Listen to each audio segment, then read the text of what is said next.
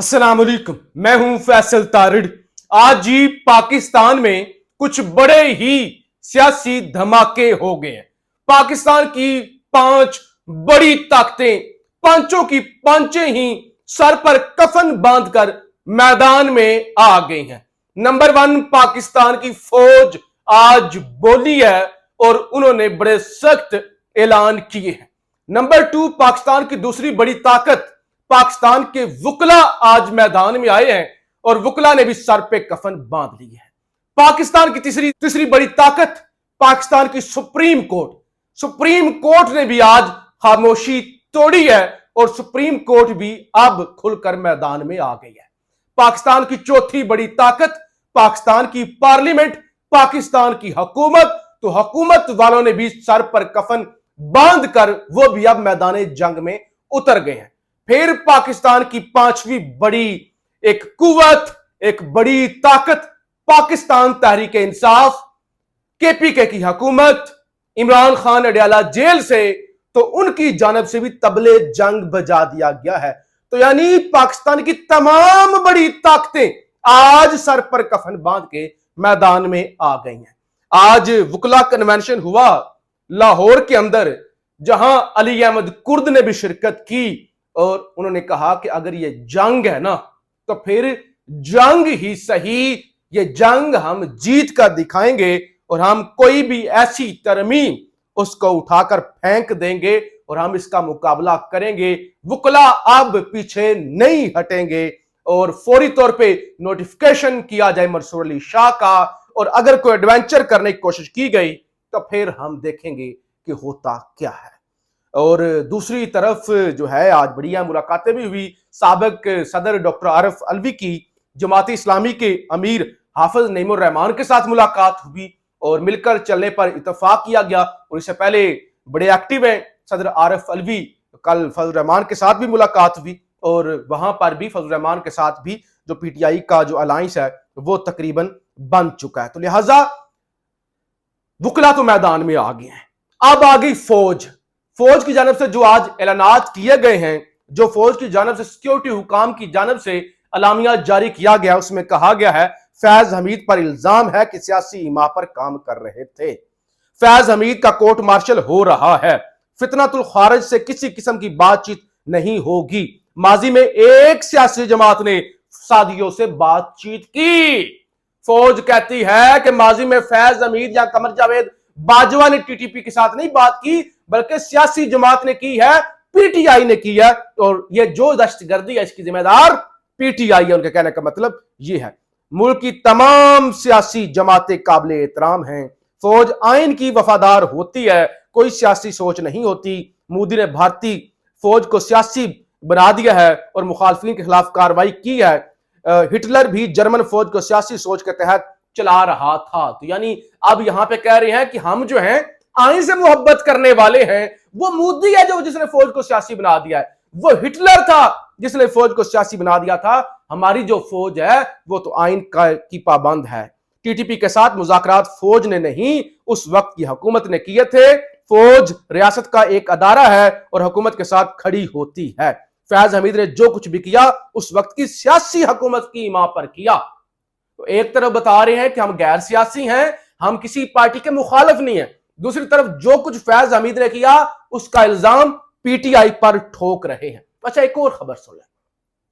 नवाज शरीफ को, बिलावल भुट्टो को clean chit देने की कोशिश हो रही है कि देखो ना, ये जो तरमीम नाकाम हुई है ना, इस तरमीम के अंदर सबसे अहम किरदार मियां नवाज शरीफ का है। वो उठ के चले गए तो उन्होंने मुसद्दा देखा, उन्होंने कहा मैं इसका साथ नहीं दूंगा। बिलावल ने कहा मैं तो खुद नहीं मान रहा था। वो अलग बात है, कामरान मुर्तजा ने सारी कहानी खोल दी कि ये जो है आर्टिकल 8, आर्टिकल 199 उसमें भी जो है वो ये तरमीम करने लगे थे और ये सारा काम कर रहे थे। जब हमने कहा बिलावल साहब ये क्या कर रहे थे, उन्होंने कहा हमारी मजबूरी है।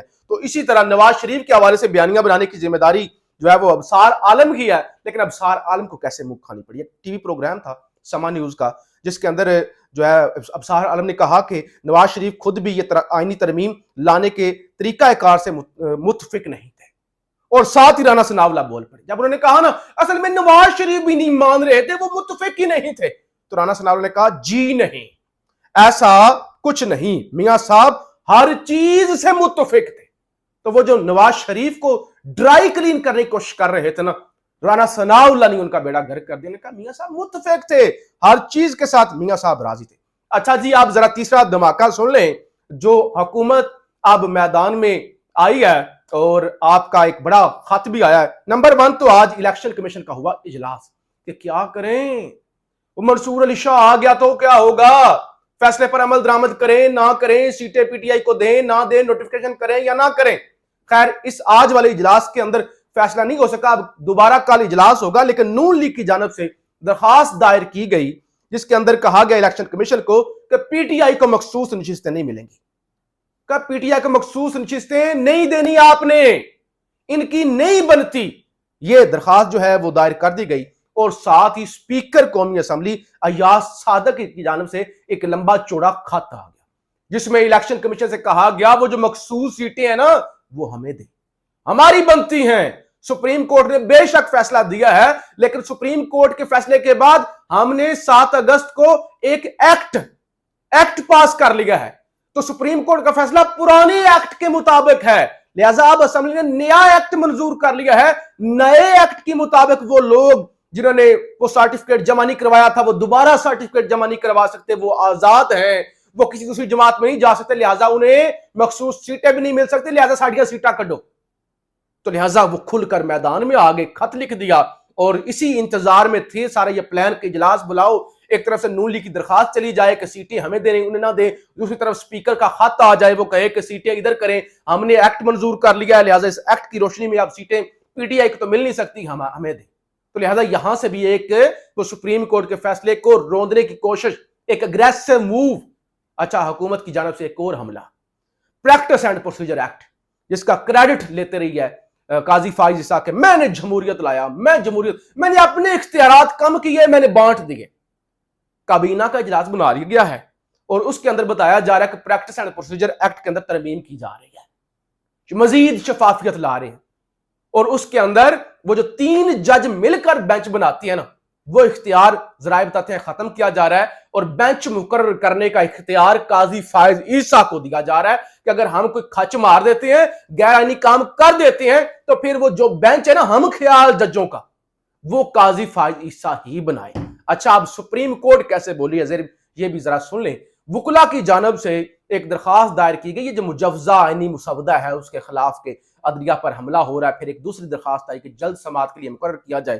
آج سپریم کورٹ سے ایک اعلامیہ آیا جس کے اندر بتایا گیا کہ یہ جو وکلا کی جانب سے درخواست سپریم کورٹ کے اندر دائر کی گئی ہے اس پر ہم 8-10 اعتراضات لگا رہے ہیں۔ اعتراضات کیا ہیں؟ ایک تو آپ وکیل ہیں، لہذا سپریم کورٹ بار کے ایکٹ کے مطابق کوئی وکلا ڈائریکٹ پٹیشن لے کر نہیں آ سکتے۔ دوسرے نمبر پہ ہم کیسے وہ پارلیمنٹ جس کا کام ہے قانون سازی کرنا، ہم اس پارلیمنٹ کو کیسے روک سکتے ہیں کہ آپ قانون سازی نہ کریں؟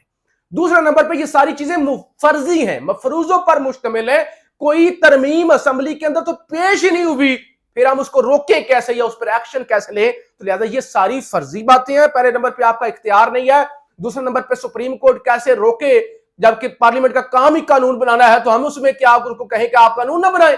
اور تیسرے نمبر پہ یہ ساری فرضی باتیں ہیں، اور دیگر بھی اعتراض لگا کے سپریم کورٹ نے یہ جو تھا نا عدلیہ پر حملہ، جو آج وکلا نے بھی کہا ہم تو کھڑے ہوئے ہیں، جج بھی تو کھڑے ہوں، ہم تو کھڑے ہوئے ہیں، جج بھی کھڑے ہوں، تو وہ سپریم کورٹ سے جواب آ گیا کہ بھائی صاحب یہاں پہ جو ہے نا وہ کوئی آپ کی پٹیشن قاضی کی ہوتے ہوئے نہیں سنی جائے گی۔ تو یہ ساری چیزیں ہو رہی ہیں۔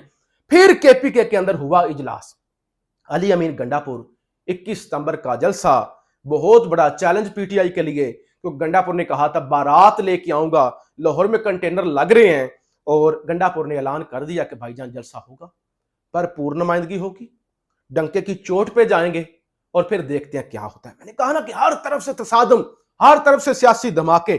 پھر اڈیالہ جیل کے اندر سماعت ہوئی 190 ملین والی، فیصلہ سنانے سے تو روکا ہوا ہے اسلام آباد ہائی کورٹ نے، لیکن وہ جو پچھلی 16 سماعتوں سے جرا نہیں نہ ہو رہی تھی تفتیشی افسر پر، غالباً ندیم عمر ان کا نام ہے، ان پر آج تفتیش جو عمران خان کے وکیل نے جرا مکمل کر لی، اور بشرا بی بی کے وکیل کل اس پر جرا کریں گے۔ اب خان بولا ہے اڈیالہ جیل سے، اور بڑا تگڑا بولا ہے۔ خان کیا کہتا ہے؟ پاکستان کی ایک اور بلکہ سب سے بڑی طاقت اس وقت خان کہتا ہے بچے کو اس آئینی ترمیم کے مقصد کا پتا تھا، یہ ڈرے ہوئے ہیں، پھر کہتے ہیں اس کے پاس موبائل آتا ہے، یعنی وہ کہتے ہیں بچے بچے کو تو پتا تھا یہ کیا کرنے جا رہے ہیں، پھر یہ کہتے ہیں کہ عمران خان کو کیسے پتا ہوتا ہے ہر چیز کا، کیونکہ ہو سکتا ہے عمران خان کے پاس موبائل ہوگا، تو خان نے کہا بچے بچے کو پتا تھا۔ پھر یہ کہتے ہیں کہ اس کے پاس موبائل آتا ہے اور اس کو خبریں ملتی ہیں، مجھے تمہاری حرکتوں کی وجہ سے پہلے پتا چل جاتا ہے، مجھے علم تھا کہ یہ ترمیم آنی ہے۔ افغان کونسل خان کے حوالے سوال ہوا، جی وہ قومی ترانہ پڑھا جا رہا تھا، افغان کونسل جنرل کھڑے ہی نہیں ہوا، یہ نہیں ہوا، تو خان سے صحافی نے سوال کیا، خان نے کہا چھوڑو اسے، یہاں ملک کے اور بہت بڑے ایشوز ہیں، ملک کا مستقبل داؤ پر لگا ہوا ہے اور تمہیں اس کی پڑی ہوئی ہے۔ اور پھر خان نے آئین ترمیم کے حوالے سے بات کی۔ خان نے کہا یہ سپریم کورٹ کو ختم کرنے جا رہے ہیں، آئینی عدالت کے معاملے پر پوری طرح بحث ہونی چاہیے تھی، ہر چیز کا کوئی تناظر ہوتا ہے، اس وقت میں اور اس میں فرق ہے، اس وقت آئینی ترمیم کا مقصد صرف اور صرف قاضی فائز عیسیٰ کو بچانا ہے، یہ سب کچھ رات کے اندھیرے میں نہیں ہونا چاہیے تھا، یہ جو کرنے جا رہے ہیں یہ غیر قانونی اور آئین کے خلاف ہے۔